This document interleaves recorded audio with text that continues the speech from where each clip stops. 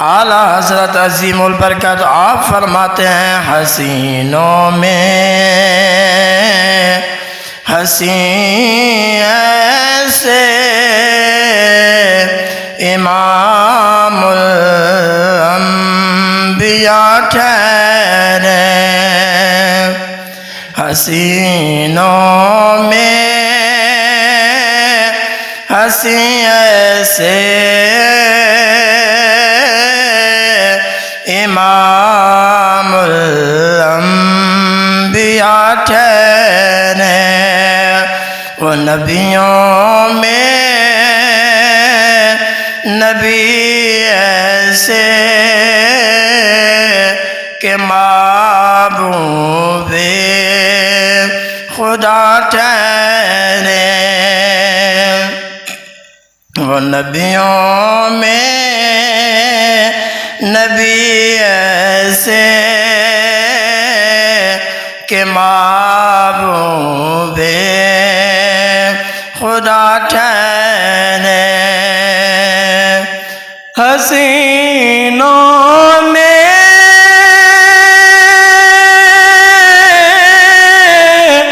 حسین ایسے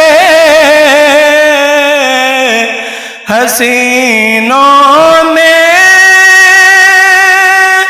حسین سے امام الانبیاء ٹھہرے وہ نبیوں میں نبی ایسے کہ محبوب خدا ٹھہرے آؤ محبوب دے غلاموں تاجدار بریلی نے خوبصورت آپ نے بڑا ہی پیارا نقشہ کھینچیا ہے آقا علیہ السلام دے حسن و جمال دا تذکرہ کریں دے ہوئے حضرت جابر بن سمرہ رضی اللہ تعالی عنہ نے آقا علیہ السلام دا ودعا والا چہرہ ویکیا مکڑا ویکیا آپ نے فرمایا یا رسول اللہ صلی اللہ تعالی علیہ وسلم میں آپ کے چہرے کو دیکھتا ہوں کبھی چاند کی طرف دیکھتا ہوں فرمایا یا رسول اللہ میں اس نتیجے پر پہنچا ہوں کہ آپ کا چہرہ صاف ہے چاند کے چہرے پر داغ ہے حضرت ابو ہریرہ فرماتے ہیں میں آقا علیہ السلام کی بارگاہ میں بے کس بنا میں حاضر ہوا عرض کی یا رسول اللہ صلی اللہ تعالی علیہ وسلم مہربانی فرماؤ کرم نوازی فرماؤ یا رسول اللہ میری ماں آپ کو برا بھلا کہتی ہے مجھ سے برداشت نہیں ہوتا مہربانی فرمائے میری ماں کے لیے دعا فرمائے آقا علیہ السلام نے فرمایا ٹھیک ہے میں آپ کی ماں کے لیے دعا کرتا ہوں مدینے کے تاجدار نے اپنے ہاتھ اٹھائے حضرت ابو ہریرہ دوڑتے ہوئے اپنے گھر کی طرف جا رہے تھے کسی نے پوچھا ابو ہریرہ اتنی تیزی کے ساتھ کہاں جا رہے ہو حضرت ابو ہریرہ فرماتے ہیں فرمایا کہ میں آقا علیہ السلام کی بارگاہ میں حاضر ہوا عرض کی یا رسول اللہ میری ماں کے لیے دعا فرمائے فرمایا آقا علیہ السلام نے میری ماں کے لیے دعا فرمائی میں دیکھنا یہ چاہتا ہوں گھر میں پہلے پہنچتا ہوں یا مدینے والے مصطفیٰ کی دعا پہلے پہنچتی ہے دوڑتے ہوئے جا رہے ہیں آج میں دیکھتا ہوں پہلے دعا پہنچتی ہے یا میں پہنچتا ہوں فرماتے ہیں گھر میں جاتے ہیں دروازہ کھٹکھٹایا اندر پانی کے گرنے کی آواز آتی ہے فرمایا اے ابو ہریرہ ٹھہر جا میں دروازہ کھولتی ہوں ابو ہریرہ فرماتے ہیں میں نے کہا پانی کے گرنے کی آواز آ رہی تھی فرمایا دیکھا میری ماں نے دروازہ کھولا جب میں نے اپنی ماں کو دیکھا تو میری ماں وضو کر کے آئی تھی میری ماں کے ہاتھوں سے پانی کے قطرے ٹپک رہے تھے میں نے پوچھا ماں یہ کیا کر رہی ہے تھوڑی دیر پہلے اسی مدینے والے محبوب کو گالیاں دے رہی تھی اب اسی مصطفیٰ کا کلمہ پڑھ رہی ہے فرماتے ہیں ماں نے کہا خود ہی جا کر دعا کراتا ہے خود آ کر پوچھتا ہے ماں کلمہ کیسے پڑھ لیا خود ہی جا کر دعا کراتا ہے پھر خود ہی آ کر پوچھتا ہے ماں کلمہ کیسے پڑھ لیا فرمایا تو نے دعا کرائی تھی یہ حضور کی دعا کی برکت ہے اللہ نے مجھے ایمان عطا فرما دیا معلوم ہوا حضور کی وہ دعا ہے فرمایا حضور یہاں ہاتھ اٹھاتے ہیں، اعلیٰ حضرت لکھتے ہیں کہ مقبولیت نیچے آ جاتی ہے، دعا اوپر نہیں جاتی حضور کی، مقبولیت نیچے آ جاتی ہے۔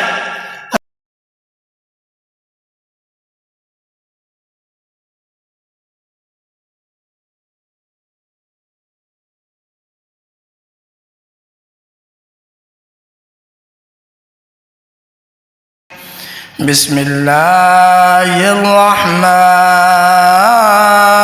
الرحیم یا ایھا الذین آمنوا کتب علیکم الصیام کما کتب علی الذین من قبلكم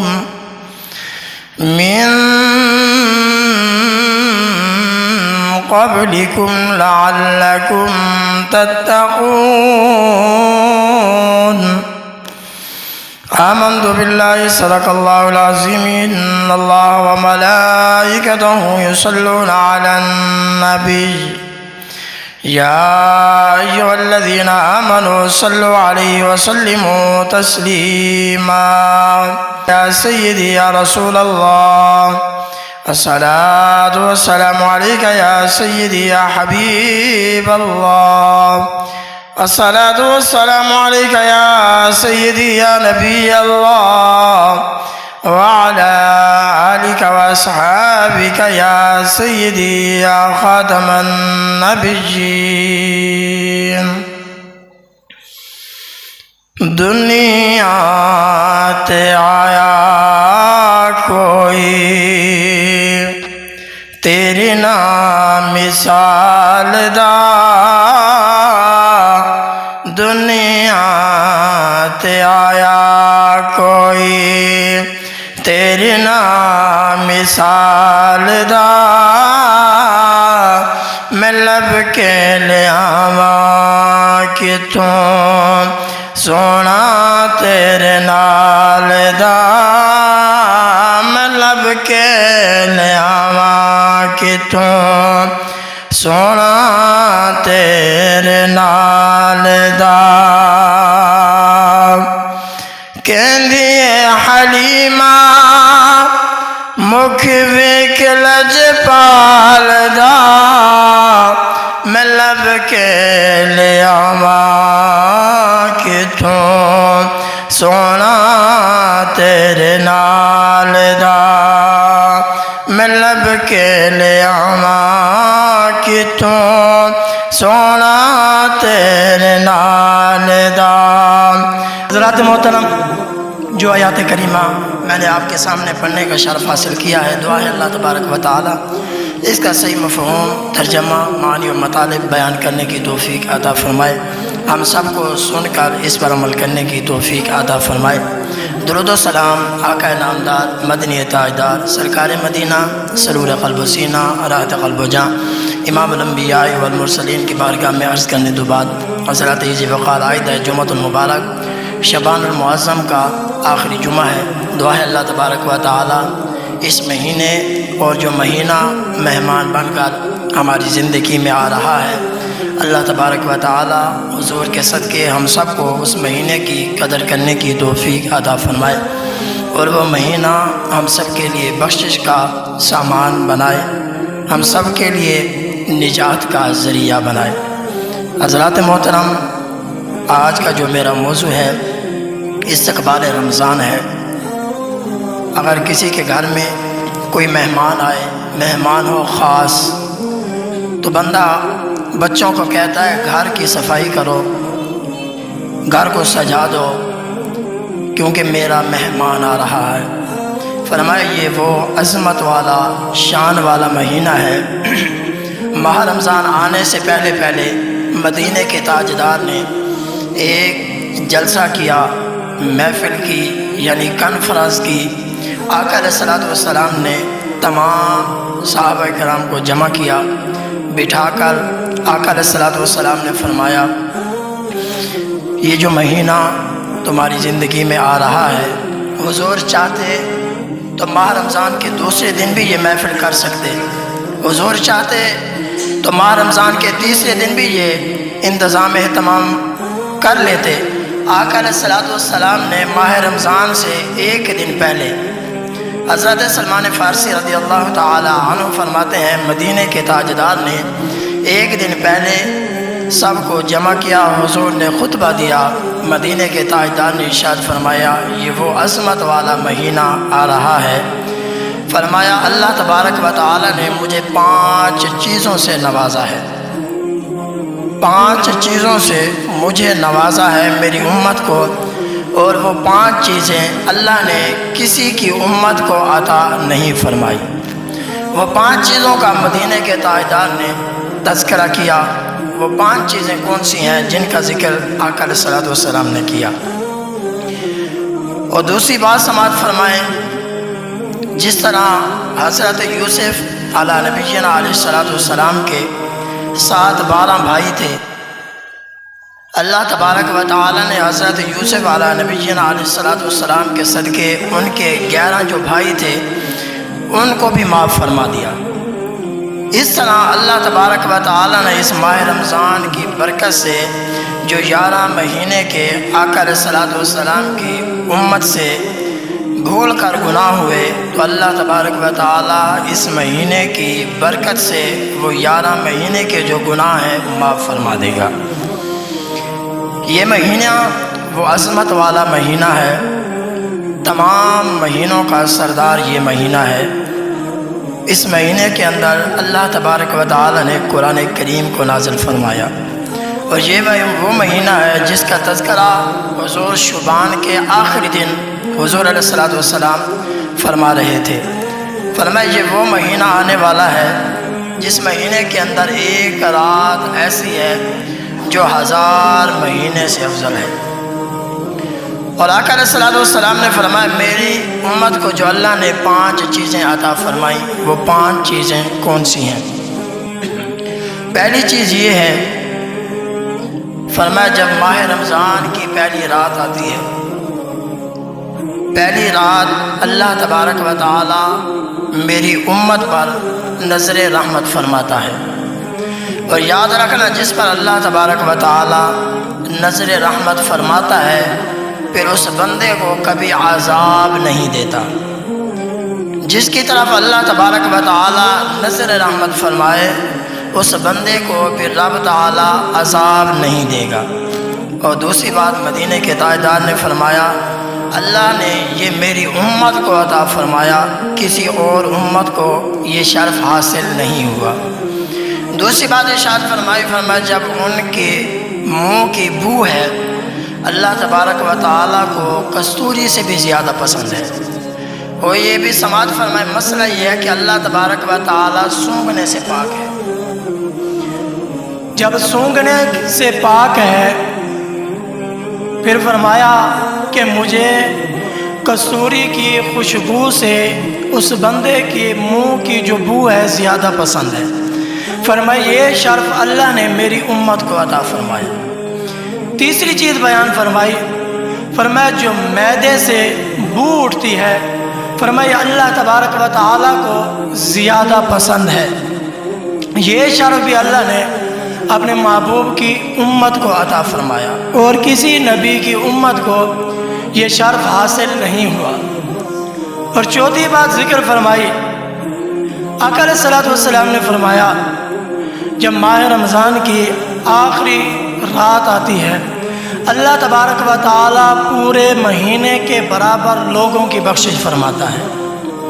اور 5ویں چیز ارشاد فرمائی، فرمایا اللہ تبارک و تعالیٰ کے فرشتے جو ہیں ماہ رمضان کے دن اور رات میں میری امت کے لیے دعائے مغفرت یعنی دعائے استغفار کرتے رہتے ہیں۔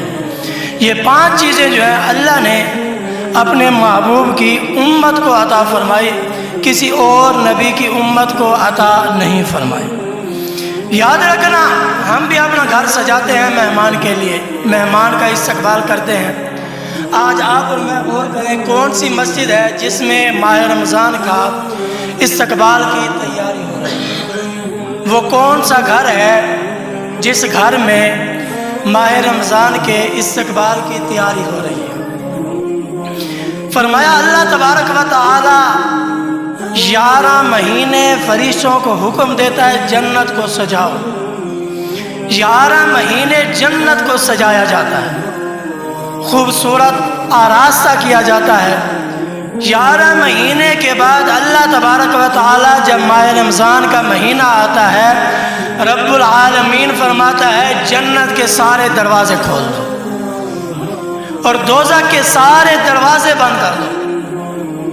فرمایا کہیں ایسا نہ ہو، حضرت علی المرتضیٰ شیخ خدا کرم اللہ وجہ الکریم فرماتے ہیں اگر اللہ تبارک و تعالی نے اپنے محبوب کی امت کو نہ بخشنا ہوتا، رب معاف نہ فرماتا، اللہ تبارک و تعالی محبوب کی امت کی بخشش نہ فرماتا، فرمایا پھر اللہ تبارک و تعالی اپنے محبوب کی امت کو رمضان شریف عطا نہ فرماتا۔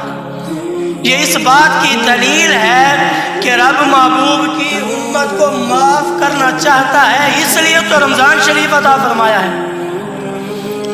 رب معاف کرنا چاہتا ہے کہ میرے محبوب کی امت ہو، گناہ گار بھی ہو تو میرے گھر میں آ جائے، اپنے سر کو جھکائے، توبہ استغفار کرے، فرمائے ماہ رمضان کے روزے رکھے، نماز ادا کرے، جب میری بارگاہ میں آئے ہاتھ اٹھائے دعا مانگے، فرمائے میرا بندہ میری بارگاہ میں مجھ سے دعا مانگے میں اسے خالی لوٹا دوں، مجھے حیا آتی ہے۔ رب فرماتا ہے میرے بندے سے مجھے حیا آتی ہے، میرا بندہ مجھ سے مانگے اور میں اپنے بندے کو خالی لوٹا دوں۔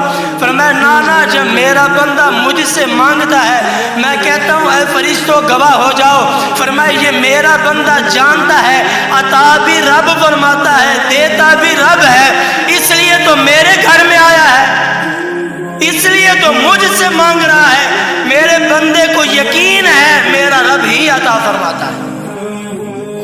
جو آیات کریمہ پڑھی ہے اس کا ترجمہ سماعت فرمائے۔ رب فرماتا ہے یا ایھا الذین آمنو، رب تعالیٰ آپ لوگوں سے مخاطب ہے، رب کا کلام جو ہے رب آپ سے کلام کر رہا ہے۔ آمنو کا معنی ہے ایمان والوں، رب نے ایمان والوں کو خبردار کیا، اے ایمان والوں، یعنی کتنا پیارا لفظ ہے، اس لفظ کا ذرا لطف اٹھائیں۔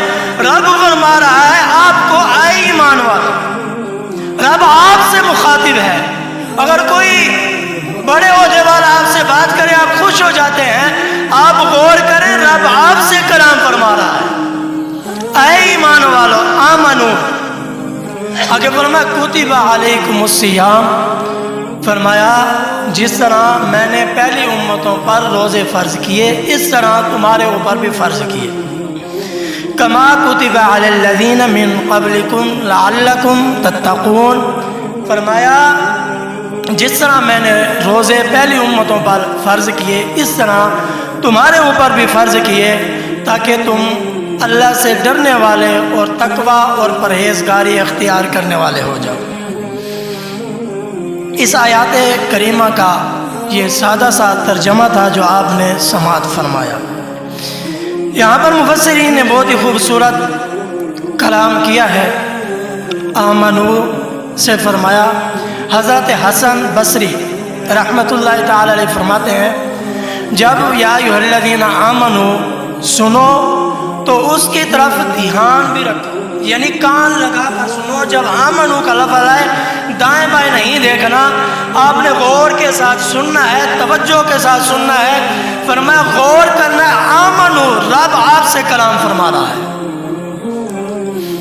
تو اس کی طرف دھیان رکھو، کیونکہ اس میں کوئی حکم امر ہے، یعنی رب کا حکم ہے آپ سے۔ حکم دینے والا کوئی استاد نہیں ہے، حکم دینے والا پیر نہیں ہے، باب نہیں ہے، حکم دینے والا رب ہے۔ اور دے کس کو رہا ہے؟ ایمان والوں کو، اے ایمان والوں۔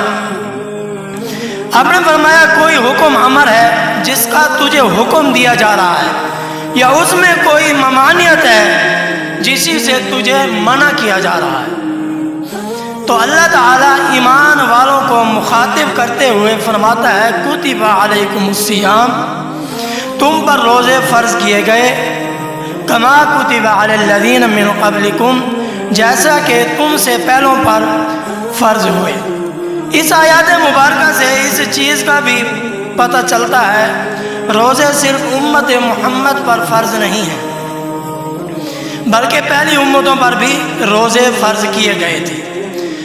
کتب الاکتاب غوث العظم سید الشیخ آپ نے فرمایا، ان کا ذکر مفسرین یہاں لکھتے ہیں، شیخ عبد القادر جیلانی الحسنی والحسینی رضی اللہ تعالیٰ عنہ اپنی کتاب غنیۃ الطالبین شریف کے صفحہ 460 پر لکھتے ہیں، حضرت علی المرتضیٰ شیر خدا کرم اللہ وجہ الکریم ارشاد فرماتے ہیں، میں نے رسول اللہ صلی اللہ علیہ وسلم کی خدمت اقدس میں دوپہر کے وقت حاضر ہوا تو آپ حجرہ شریف میں جلوہ افروز تھے۔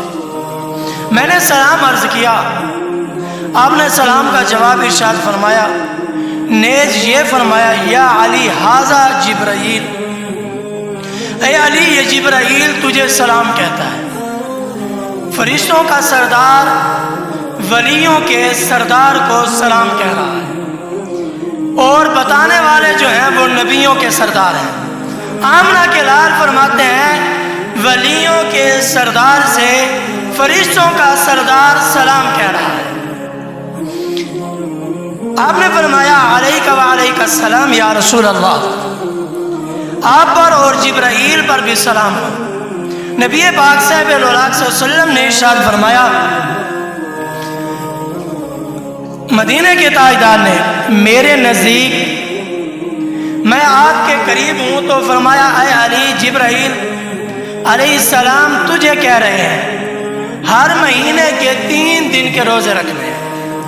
جبرائیل نے مولا علی سے فرمایا، آپ ہر مہینے کے 3 دن روزے رکھیں، تیرے لیے پہلے دن کے روزے کے بدلے 10,000 سال کی عبادت کا ثواب لکھا جائے۔ ایک روزہ ماہ رمضان میں نہیں، نفلی روزے کا اتنا اجر جبرائیل نے بیان کیا۔ حضور علیہ السلام کی زبان ان ہوا الا وحی یوحا کی زبان سے یہ لفظ ادا ہوا، جو بندہ جبرائیل سے کہا ہر مہینے کے 3 روزے رکھیں، جب آپ ایک روزہ رکھیں گے ایک روزے کے بدلے فرمایا 10,000 سال کی عبادت کا ثواب لکھا جائے گا۔ یہ فرض روزے کی بات نہیں، نفلی روزے کا یہ شان بیان کرنا۔ ابھی فرض کے روزے کی شان تو وراء الورا ہے، اور دوسری بات بیان فرمائی، دوسرے دن کا اگر آپ روزہ رکھیں گے اس کے بدلے 30 سال کی عبادت کا ثواب لکھا جائے گا۔ یہ نفلی روزے کی شان ہے، 30 سال کی عبادت کا ثواب۔ حضرت علی المرتضیٰ شیر خدا کرم اللہ وجہ الکریم فرماتے ہیں، میں نے بارگاہ نبوت میں عرض کیا، یا رسول اللہ یہ ثواب خاص میرے لیے ہے یا محبوب آپ کی تمام امت کے لیے ہے؟ تو آقا علیہ الصلوۃ والسلام نے ارشاد فرمایا، خاص میرے لیے، یہ عام لوگوں کے لیے بھی ہے۔ اے علی یہ ثواب تجھے اور تیرے بعد ایسا عمل کرے گا اس کو اللہ تعالیٰ اتنا ثواب اسے بھی عطا فرما دے گا۔ اس پر میں نے عرض کیا وہ کون سے دن ہیں؟ فرمایا ایام بیضا، یعنی 13، 14 اور 15۔ یہ 3 دن جو ہیں، ان 3 دنوں میں آپ نے روزہ رکھنا ہے۔ پہلے دن کے روزے کا ثواب 10 سال کی عبادت، اور فرمایا دوسرے دن کے روزے کا ثواب 30 سال کی عبادت، اور تیسرے دن کے روزے کے بدلے 1,00,000 سال کی عبادت کا ثواب لکھا جائے۔ 1,00,000 سال کی عبادت کا ثواب اگر آپ نفلی روزہ رکھیں گے، یہ تو اس روزے کی شان ہے، فرض روزوں کی شان کا عالم کیا ہوگا؟ فرمایا یہ آپ کے لیے نہیں بلکہ محبوب کی قیامت تک آنے والی تمام امت کے لیے انعام ہے۔ اس لیے تو علامہ اقبال نے کہا تھا، ہم تو مائل بکرم ہیں، ہم تو مائل بکرم ہیں، کوئی ساحل ہی نہیں، راہ دکھلائیں کسے راہ روے منزل ہی نہیں۔ فرمایا کوئی مانگنے والا ہی نہیں رہا، جو آئے مانگے تو میرا رب اسے عطا فرمائے۔ آج بندہ آتا نہیں، مانگتا نہیں، ایسے ہی کہتا رہتا ہے ایسے رب عطا فرما دے۔ میں نے کہا جب تک بچہ نہیں روتا ماں دودھ نہیں دیتی تو مانگے گا نہیں، آئے گا نہیں، ہاتھ اٹھا کر نہیں مانگے گا، رب کے گھر میں نہیں آئے گا، ایسے کیسے تجھے مل جائے گا؟ جب ماں ہو کر اتنا پیار کرتی ہے وہ بھی اپنی مرضی کے ساتھ نہیں، جب بچہ روتا ہے تو دودھ دیتی ہے، آپ نہ روئیں نہ آئیں۔ آقا علیہ الصلوۃ والسلام آخری بات سماعت فرمائے، فرمائے انشاءاللہ آگے کل اگلے جمعے یہ مکمل ماہ رمضان کی فضیلت بیان کریں گے۔ آقا علیہ الصلوۃ والسلام نے دیکھا، آقا علیہ الصلوۃ والسلام نے دیکھا کہ آگ جو ہے جہنم کی دوڑتی ہوئی آ رہی ہے۔ آقا علیہ الصلوۃ والسلام نے منع کیا، آگ پھر بھی آ رہی تھی تو جبرائیل سے پوچھا، جبرائیل جاتے ہیں جلدی سے تھوڑا سا پانی لے کر آئے، محبوب کی بارگاہ میں پیش کیا۔ جب پانی پیش کیا آقا علیہ الصلوۃ والسلام نے پانی لیا، جبرائیل نے کہا یا رسول اللہ یہ پانی آگ کی طرف پھینک دیں۔ آقا علیہ الصلوۃ والسلام کے ید اللہ والے ہاتھ لگے، پانی جب چھڑکا گیا آگ کی طرف، پہلے تو آگ دوڑتی ہوئی آ رہی تھی، جب حضور نے پانی چھڑکا تو آگ پیچھے چلی گئی۔ حضور نے پوچھا یہ کون سا پانی ہے؟ جبرائیل نے عرض کی یا رسول اللہ یہ آپ کی گناہگار امت کی آنکھوں کا رونے والا پانی ہے۔ فرمایا جو خوف خدا سے آنکھ روئی تھی اس سے جو پانی نکلا تھا میں نے وہ سنبھال کر رکھا تھا، یہ اس پانی کی طاقت ہے۔ فرمایا آگ دوڑتی ہوئی پیچھے چلی گئی۔ معلوم ہوا ہر بندہ کہتا ہے کہ میں جیت جاؤں، ہر بندہ یہی چاہتا ہے میری جیت ہو جائے، ہر کام میں جیت جاؤں۔ کسی نے کیا خوبصورت اور پیارا شعر کہا تھا، فرمایا جیتن جیتن ہر کوئی کھیڑے، جیتن جیتن ہر کوئی کھیڑے، کدی ہارن بھی کھیڑ فقیرہ، جیتن دا مل کوڑی پہندا ہارن دا مل ہیرا۔ فرمایا جیتنے میں اتنا مزہ نہیں آتا جتنا مزہ ہارنے میں آتا ہے۔ فرمایا ہار کر تو دیکھیں۔